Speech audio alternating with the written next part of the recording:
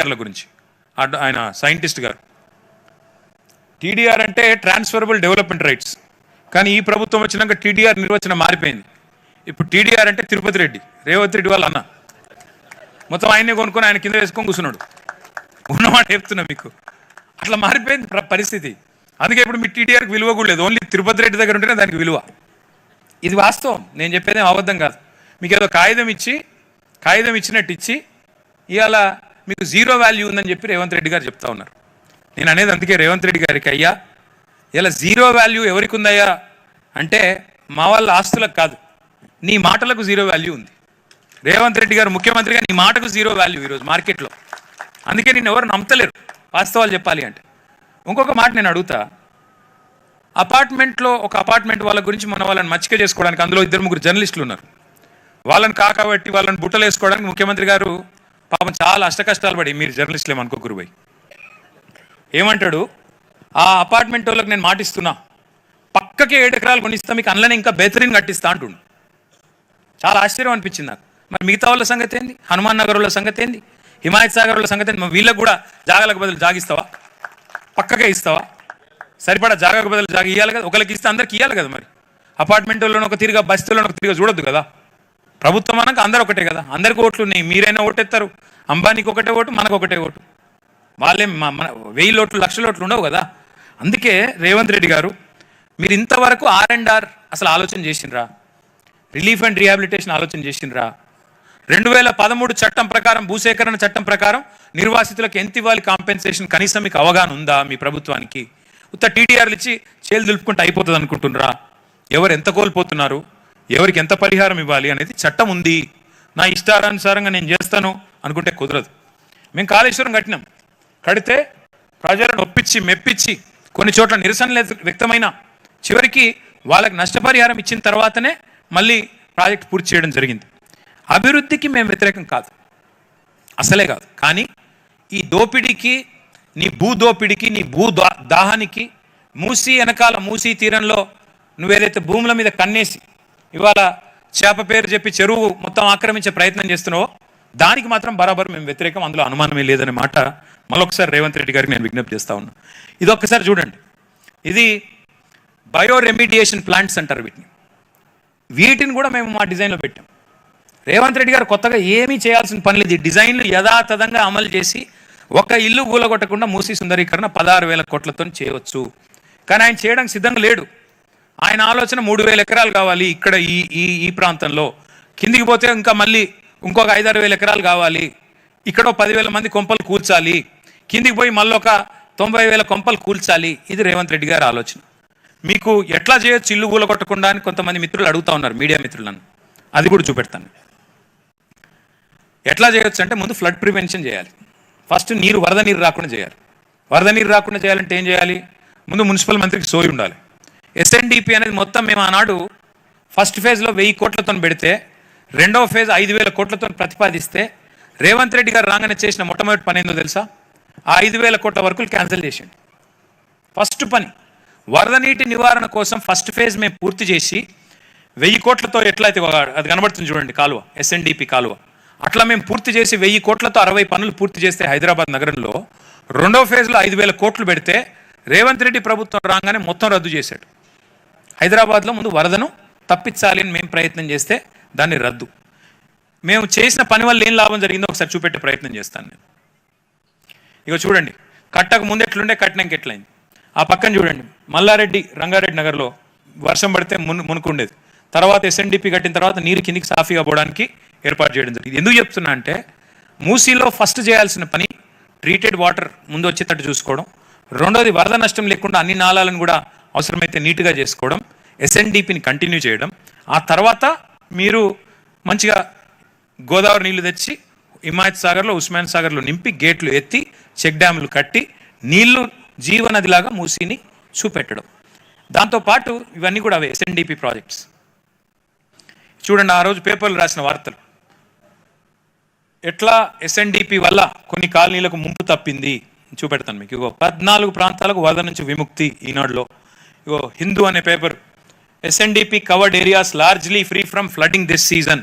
అంటే SNDP తీసుకోవడం వల్ల ఏ రకంగా వరద ముప్పు తప్పింది అని చెప్పి పేపర్లు రాసిన వార్తలు ఆ రోజుల్లో ఇవన్నీ కూడా ఎక్కడెక్కడ చేశాము పనులు కూడా అవన్నీ లిస్ట్ ఉంది చూడండి. అక్కడ నమస్తే తెలంగాణ పేపర్లో మొత్తం ఏ నియోజకవర్గంలో ఎన్నెన్ని చేసినాం. ఇక్కడ పర్టికులర్గా ఒక్క చాలు మీకు నేను ముషీరాబాద్లో దగ్గర మేము ముట్టాల్ గారు ఎమ్మెల్యే గారు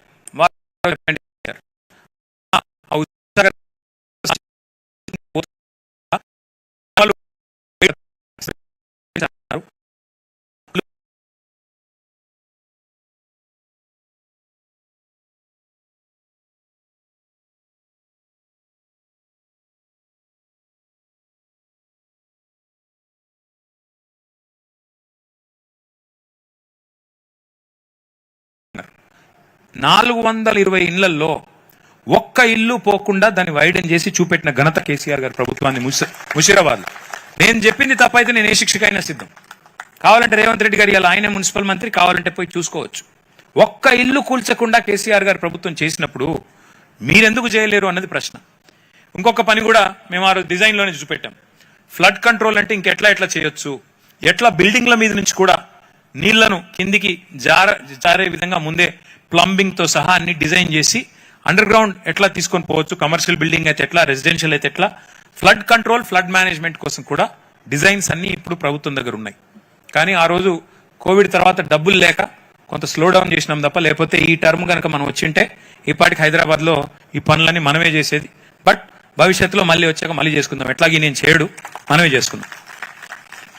ఇది ఆ రోజు మేము ప్రతిపాదించిన నిర్మాణాలు. ఎవరికి డిస్టర్బెన్స్ లేకుండా నీట్గా ప్రజలకు ఆహ్లాదం ఉండేటట్టు, అట్లాగే పక్కనే మనకి అవసరమైతే ఆ కొల్లూరు నుంచి నార్సింగ్ దాకా ఎట్లయితే సైక్లింగ్ ట్రాక్స్ కూడా కట్టాము. ఎక్కడ జాగా ఉంటే ప్రభుత్వ భూమి ఉంటే అక్కడ అట్లా చేయాలి అని ప్రతిపాదించాము. ప్రతిపాదించడమే కాకుండా చేసి చూపెట్టాం. మీరు చూడండి, ఆ పైన చేసి చూపెట్టింది, పైన మీరు చూస్తున్నది చేసి చూపెట్టింది, కిందనేమో ప్రతిపాదించిన బొమ్మ. ఇవేవి ఏఐ జనరేటెడ్ కాదు. నేను రేవంత్ రెడ్డి గారు చూపెట్టిన అన్ని ఆర్టిఫిషియల్ ఇంటెలిజెన్స్ జనరేటెడ్ ఇమేజెస్ తప్ప, మళ్ళీ అందులో కొన్ని కేసీఆర్ గారు ప్రభుత్వం చేసిన బొమ్మలు అవి కూడా చూపెడతాను మీకు. అవి వాడుకున్నారు తప్ప ఏమీ లేదు. ఇది ఇక్కడ ఒక్క మాట నేను చూపెట్టాలి. ఇది ఒక 57 కిలోమీటర్లు మంచిరేవుల నుంచి కీసర దాకా మనం ప్రతిపాదించిన ఒక ఎక్స్ప్రెస్ వే. మీరు ఇక్కడ ఒకటి చాలా జాగ్రత్తగా గమనించండి, మీకు నేను చెప్పేది. మంచిరేవుల నుంచి కింది దాకా మనం మూసీ మీదుగానే ఎక్స్ప్రెస్ వే ప్రతిపాదించడం 8,900 కోట్ల రూపాయలతో. ఏం లాభం దీనివల్ల? మీరు చుట్టూ తిరిగిపోయే అవసరం లేకుండా ఇమ్లీబన్లో బస్సు ఎక్కితే ఒకవేళ మీరు మళ్ళీ స్ట్రైట్గా ఊరంతా తిరిగి కిషన్ బాగ్ నుంచి కిందికి మహబూబ్ నగర్ పోయే అవసరం లేకుండా, కర్నూలు పోయే అవసరం లేకుండా ఆ బ్రిడ్జ్ ఎక్కి ఓఆర్ఆర్ ఎక్కి కిందికి స్ట్రైట్గా వెళ్ళిపోయేటట్టు డిజైన్ చేయడం జరిగింది. తద్వారా ఏం లాభం అంటే ఈ మూసీ పరివాహక ప్రాంతంలో ఉండే ప్రజలకు కూడా కోర్ సిటీలోకి పోవాలన్నా, బయటికి పోవాలన్నా, ఇటు పోవాలన్నా ఇబ్బంది లేకుండా మనం ప్రతిపాదించిన బ్రిడ్జ్లు కూడా మీకు కనబడతా ఉన్నాయి. 15 బ్రిడ్జెస్ ఈ మొత్తం మూసీ మీద ఇవన్నీ కూడా డిజైన్ చేసినాం. ఇక్కడ మీరు 15 బ్రిడ్జ్లు కూడా మూసీకి కొత్త వన్నెలు పేరిట ఆ రోజు సాక్షి పేపర్ రాసింది. 15 బ్రిడ్జ్లు ఎక్కడెక్కడ కట్టాము, ఎక్కడెక్కడ ప్రతిపాదించాము, వాటికి మేమే శంకుస్థాపనలు కూడా చేశాము. మొత్తం డీటెయిల్స్ 545 కోట్ల రూపాయలతో బ్రిడ్జ్ కింద చెక్ డ్యామ్. తద్వారా నీళ్ళు ఆపాలి, వాటిని మరి రేపటి రోజున ఎట్లా వినియోగించాలి.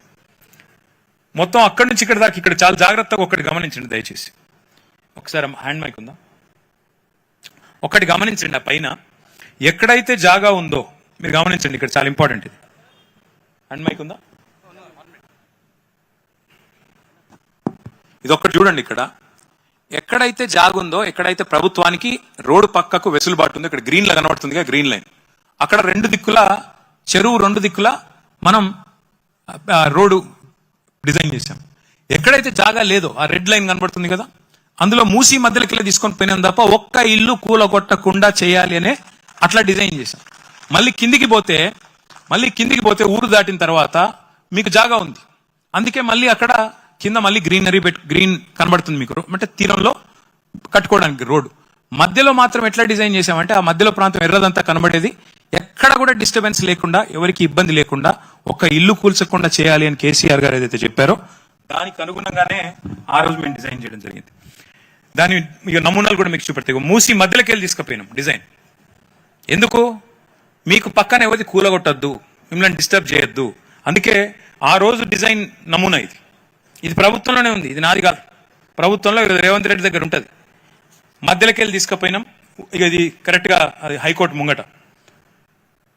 ఇట్లా ఇట్లా ఎక్కడెక్కడ అవకాశం ఉంది అంటే వాటికి అప్ అండ్ డౌన్ ర్యాంప్స్, ఆ మధ్యలో ఎక్స్ప్రెస్ వే ఉంటుంది, దాని పక్కన ఎక్కడెక్కడ దిగాలి, ఒకవేళ అంబర్పేట పోవాలంటే మధ్యలో ఒక ర్యాంప్, అట్లాగే ఓల్డ్ సిటీకి మలక్పేట దిగి పోవాలంటే ఒక ర్యాంప్, అట్లా ఇచ్చి మొత్తానికి 57 కిలోమీటర్ల స్కైవే కూడా ఆ రోజు ఈ ప్రతిపాదన 16,000 కోట్లలోనే ఆ 57 కిలోమీటర్ల స్కైవే ప్రతిపాదన కూడా అందులోనే ఉంది.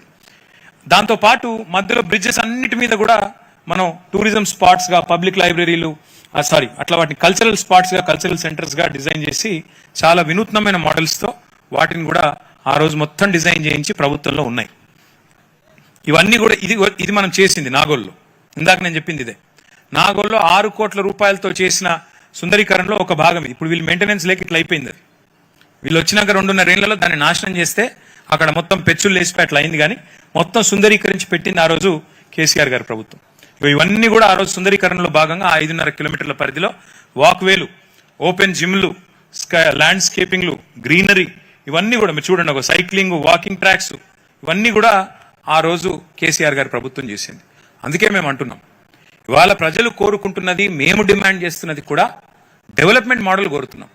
మీరేమో డిస్ట్రక్షన్ మోడల్ తీసుకొచ్చి, బుల్డోజర్ మోడల్ తీసుకొచ్చి కూలగొడతాం, ఏదైతే అది చేస్తామంటే దాన్ని మాత్రం ఖచ్చితంగా వ్యతిరేకించి తీరుతామని చెప్పి కూడా రేవంత్ రెడ్డి గారికి నేను విజ్ఞప్తి చేస్తా ఉన్నాను. ఇక్కడ జస్ట్ మీకు కంపారిజన్ కోసం చెప్తా ఉన్నా. ఆ రోజు కేసీఆర్ గారు ఆయన ప్రభుత్వం డిజైన్ చేసిందేమో 16,000 కోట్లకి, మీరేమో 1,50,000 కోట్లు అంటున్నారు. కేసీఆర్ గారు చేసిందేమో డిజైను మూసి పునరుజ్జీవం, మీరు చేసింది ఏంది మూసి భూముల ఆక్రమణ పథకం కింద ఒక రియల్ ఎస్టేట్ ప్రాజెక్ట్ కింద దీని చుట్టూ ఉన్న భూములు ఎట్లా లాక్కోవాలి, ఎట్లా గుంజుకోవాలని దాని మీద మీ ఆలోచన. ఆ రోజు ఒక డిజైన్ కాంపిటీషన్ చేసి 10 కోట్ల రూపాయల్లో మొత్తం 10 డిజైన్లు రెడీ చేసి పెట్టి గవర్నమెంట్లో ఉంది. మీరేం చేశారు? 160 కోట్ల రూపాయలు ఒక బ్లాక్ లిస్టెడ్ కంపెనీ, పాకిస్తాన్లో కూడా black listed company, red corner notice ఉన్న కంపెనీ, ఆ కంపెనీకి 160 కోట్ల రూపాయలు ప్రజల సొమ్ము తగలబెట్టింది రేవంత్ రెడ్డి ప్రభుత్వం. మేమేమో ఒక్క ఇల్లు కూలగొట్టకుండా ప్లాన్ చేస్తే మీరు దగ్గర 1,00,000 ఇండ్లు ఒక రాజేంద్ర నగర్ కాన్స్టిట్యున్సీలోనే 10,000 ఇండ్లు కూలగొట్టడానికి, మొత్తం ఇక్కడి నుంచి అక్కడ దాకా 1,00,000 ఇండ్లు కూలగొట్టడానికి మీరు ప్లాన్ చేస్తున్నారు. ఇంతవరకు మేమేమో అన్నాడు మొత్తం అన్ని స్టడీస్ చేసి మొత్తం మెటీరియల్ అంతా మీకు ఇచ్చాం. మీరు డిపిఆర్ లేదు, పబ్లిక్ కన్సల్టేషన్ లేదు, ప్రజలతో ఇంతవరకు సంప్రదించింది లేదు, సోషల్ ఇంపాక్ట్ అసెస్మెంట్ లేదు, ఎన్వైరన్మెంటల్ ఇంపాక్ట్ అసెస్మెంట్ లేదు, ఏది లేకుండా మా ఇష్టం వచ్చినట్టు చేస్తామంటే ఎట్లా ఊకోవాలి? చూడండి, మీరు విచిత్రమైన విషయం, నిన్న ఆయన మూసి వెబ్సైట్లో పెట్టిండు రేవంత్ రెడ్డి ప్రభుత్వం. మూసీని ఎట్లా చేస్తామని పెట్టిండు. ఆ పెట్టిన బొమ్మలు ఎక్కడో తెలుసా? మనం గతంలో చేసిన బొమ్మలే పెట్టిండు 6 కోట్ల రూపాయలతో. అందుకే అంటున్నాం, నకల్ మారనేకో బి అక్కలు చాయి అంటారు కదా, ఒక గట్ల గంత తెలివి నీళ్ళకు. మీరు ఇక్కడ చూడండి, 3,279 ఎకరాలు 10,000 నిర్మాణాలు తీసుకుంటా అని చెప్పి మన గెజెట్ ఇచ్చిండు. ఎందుకు కావాలి గన్ని? ఎవరి కోసం 3,279 ఎకరాలు? అది ఫస్ట్ ఫేజ్ అట. 2వ ఫేజు, 3వ ఫేజు, 12వ ఫేజు ఏం చేస్తాడు మహానుభావుడు మరి చూడాలి. మొదటి ఫేజ్లోనే 10,000 నిర్మాణాలు. నేను 10,000 నిర్మాణాలు లెక్క తప్పు చెప్పానంటారని గెజెట్ కూడా తెచ్చిన. ఎన్ని ఎకరాలు అంటే 3,279 ఎకరాలు. మళ్ళీ గుర్తు చేస్తా ఉన్నా, పక్కనే కోకాపేటలో 100 కోట్లు, 120 కోట్లు, 130 కోట్లు. మరి ఇక్కడ కనీసం అందులో 50%, 40% ఉంటుందా? మరి 50% వేసుకుంటే 3,279 కోట్లు అంటే 1,50,000 కోట్ల కాదా? మరి ఇంత విలువైన ఆస్తిని ఇలా జీరో వాల్యూ చేసే అధికారం రేవంత్ రెడ్డికి ఎవడిచ్చాడు?